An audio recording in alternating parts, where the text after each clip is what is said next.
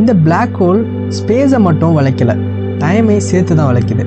இந்த black ஹோல்குள்ளே time அப்படிங்கிற விஷயம் ஆக்சிலரேட் ஆகாது.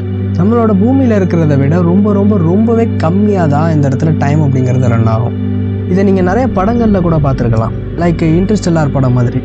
அந்த படத்தோட ஹீரோ கூப்பர் அந்த பிளாக் ஹோலுக்கு பக்கத்தில் நிறைய டைம் ஸ்பெண்ட் பண்ணுற மாதிரியான சுச்சுவேஷன் வரும்.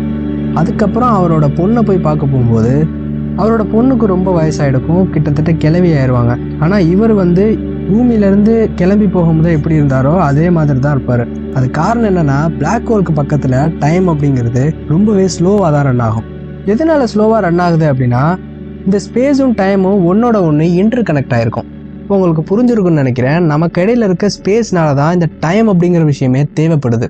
ஸ்பேஸ் இல்லைன்னா டைமும் தேவையில்லை. அதனால தான் இந்த பிளாக் ஹோல் கிட்ட ஸ்பேஸ் சுருங்கும் போது அந்த டைமும் சேர்ந்து சுருங்குது. அதனால தான் டைம் டைலேஷன் அப்படிங்கிற ஒரு விஷயம்